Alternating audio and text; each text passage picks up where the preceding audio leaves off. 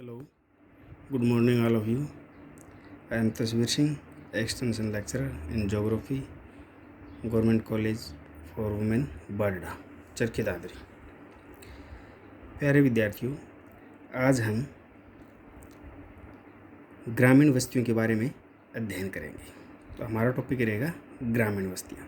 तो ग्रामीण बस्तियों के बारे में जानने से पहले हमें ये पता करना होता है, यानी कि ये जानना ज़रूरी है कि बस्ती किसे कहते हैं।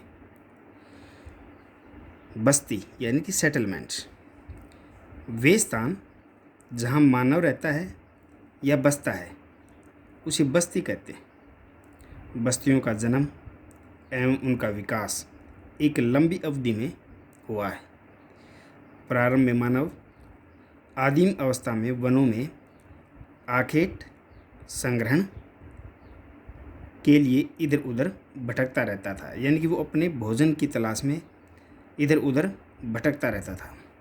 कुछ समय पश्चात मानव ने कृषि करना सीखा, जिससे उस मानव में स्थायित्व आया और वह घर या झोंपड़ी बनाकर रहने लगा, जिससे बस्तियों का जन्म हुआ। समय के साथ साथ बस्तियों के आकारों में बदलाव आने लगा। बस्तियों के प्रकार, यानी कि बस्ती कितने प्रकार की होती हैं। बस्तियों को उनके आकार तथा प्रकारों के आधार पर दो प्रकारों में बांटा गया है। नंबर 1, ग्रामीण बस्तियां, रूरल सेटलमेंट्स। नंबर 2, नगरीय बस्तियां, अर्बन सेटलमेंट्स। तो आज हम पढ़ेंगे ग्रामीण बस्तियां। ग्रामीण बस्तियां क्या होती हैं? यानी कि मानव समुदाय के निवास के योग्य ग्रहों के समूह को ग्रामीण अधिवास कहते हैं, जो निवास के साथ ही आर्थिक क्रियाकलापों से भी संबंध होते हैं। अर्थात ग्रामीण बस्ती छोटे आकार की मानवीय बस्ती होती है, जिसके निवास जल, जंगल और ज़मीन पर मेहनत करके आजीविका कमाते हैं। भिन्न भिन्न विद्वानों ने ग्रामीण बस्तियों की अपनी अपनी विचारधारा प्रस्तुत की है, यानी कि ग्रामीण बस्तियों को अपने शब्दों के अनुसार उन्होंने व्यक्त किया है। एडिसन के अनुसार ग्रामीण बस्ती यानी कि भूमि का वह भाग जो मानव बसाव के उद्देश्यों से प्रयुक्त किया जाता है, उसे मानवीय अधिवास कहा जाता है। नंबर 2, विडाल डिला ब्लास के अनुसार गांव एक परिवार या वंश से बड़ा समुदाय होता है, जिसे ग्रामीण बस्ती कहा जाता है। ग्रामीण बस्तियों के प्रकार, यानी कि ग्रामीण बस्तियां कितने प्रकार की होती हैं, कि जिस प्रकार आदिवासियों का प्रतिरूप उनके विन्यास के आधार पर निर्धारित होता है, उसी प्रकार से मकानों की संख्या तथा आकृति के आधार पर ग्रामीण बस्तियां 4 प्रकार की होती हैं। नंबर 1, प्रकीर्णन अर्थात एकांकी व बिखरी हुई बस्तियां। नंबर 2, एकत्रित न्यायस्थित या सघन बस्तियां। नंबर 3, अर्ध सहत बस्तियां। नंबर 4, पल्ली अथवा पूर्वा।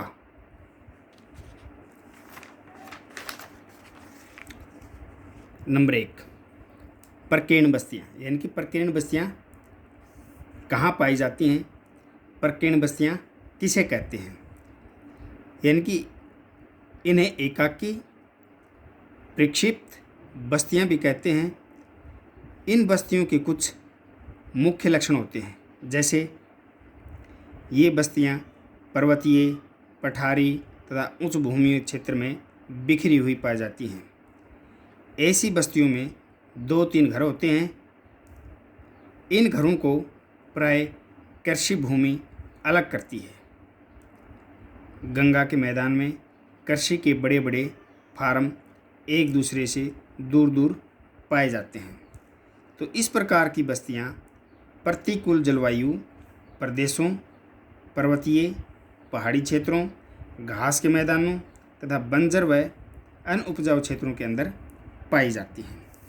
यानी कि प्रकीर्ण बस्तियों के बीच के अंदर कहीं यानी कि बस्तियों के बीच में या तो खाली ज़मीन पाई जाती है या फिर कृषि के योग्य भूमि पाई जाती है, और इसमें मकान काफ़ी दूर दूर बिखरे होते हैं। ये यानी कि कुछ छोटी मोटी झोपड़ियों का एक समूह सा होता है, उसके पश्चात यानी कि काफ़ी दूरी के पश्चात यानी कि और कुछ थोड़ी बहुत यानी कि बस्तियां का समूह पाया जाता है। तो इस प्रकार की बस्तियों को एकांक की बस्तियां भी कहते हैं, प्रक्षिप्त बस्तियां भी कहते हैं और प्रकीर्ण बस्तियां भी कहा जाता है। यानी कि जिस प्रकार से कुछ बस्तियों का समूह यहाँ पर है, कुछ यहाँ पर है और कुछ यहाँ पर है और कुछ यहाँ पर है, बीच का जो स्थान है ये काफ़ी खुला होता है। तो इन बस्तियों के बीच में यानी कि काफ़ी स्पेस पाया जाता है, यानी कि खुले यानी का क्षेत्र पाया जाता है। नंबर 2, न्यायस्थित बस्तियाँ। ऐसी ग्रामीण बस्तियों को जिनमें झोपड़ियाँ व मकान एक दूसरे से सटे हुए होते हैं, ऐसी बस्तियों को गुच्छित, पुंजित व सघन और केंद्रित बस्तियां भी कहते हैं। इन बस्तियों में मकान एक दूसरे से सटे हुए होते हैं, यानी कि उनकी दीवार एक दूसरे मकान के साथ लगी हुई होती है। इन बस्तियों का आकार प्राकृतिक संसाधनों व उपजाऊ भूमि पर निर्भर करता है। शहद बस्तियाँ नदी घाटियों व मैदानों में अधिक विकसित होती हैं। इन बस्तियों में जल निकास ठीक प्रकार से नहीं पाया जाता है, इसलिए इन बस्तियों के अंदर यानी कि जल निकास न होने के कारण गंदगी का ढेर पाए जाते हैं। तो इन बस्तियों में अनेक प्रकार की बीमारियां पनपती रहती हैं। तो इस प्रकार से यानी कि इन बस्तियों का यानी कि सघन यानी कि एक समूह होता है, काफ़ी विस्तृत क्षेत्र के अंदर फैली हुई होती हैं। तो इनको न्यस्थित व पुंजित व गुच्छित बस्तियां कहा जाता है।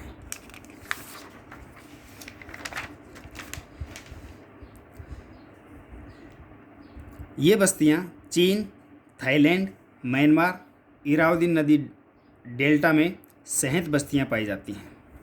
भारत के उत्तर के मैदान तथा जापान के क्वाटो मैदान में शहद बस्तियां पाई जाती हैं। नंबर 3, अर्ध शहद बस्तियां, यानी कि ये प्रक्षिप्त और सघन बस्तियों का एक बीच का यानी कि इनकी दोनों का मिला जुला एक रूप है। जब किसी गांव विशेष में स्थित भिन्न भिन्न जातियों के मकान एक दूसरे से कुछ दूरी पर बने हुए होते हैं तो उन्हें अपखंडित या अर्धसघन बस्तियां कहते हैं।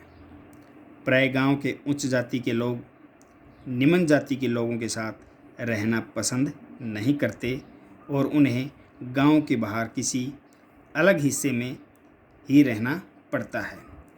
लेकिन दूरी से देखने पर ये बस्तियां सघन आदिवासियों के रूप में दिखाई देती हैं। भारत में ऐसी बस्तियां गंगा, यमुना, दोआब व इनकी सहायक नदियों के खाद्र प्रदेश, राजस्थान की मरुभूमि, मेघालय, मणिपुर, मिजोरम, शिवालिक की ढलानों के ऊपर इस प्रकार की बस्तियां पाई जाती हैं। यानी कि इनको न तो सघन बस्ती कह सकते हैं और न ही इनको प्रक्षिप्त बस्ती कह सकते हैं। इसमें यानी कि अमीर और गरीब जो लोग होते हैं उनके मकान थोड़ी सी दूरी के ऊपर होते हैं और बीच के अंदर उनके कुछ खाली ज़मीन होती है, यानी कि कृषि योग्य भूमि भी पाई जाती है। वो उनको दोनों को अलग करती है, उन आदिवासियों को अलग करती है। तो इस प्रकार की जो बस्तियां पाई जाती हैं उनको अर्धसहत बस्तियां कहा जाता है। नंबर 4, पल्ली अथवा पुरवा। ये सबसे छोटे आकार की बस्ती होती है, जिसमें घरों का एक छोटा समूह होता है।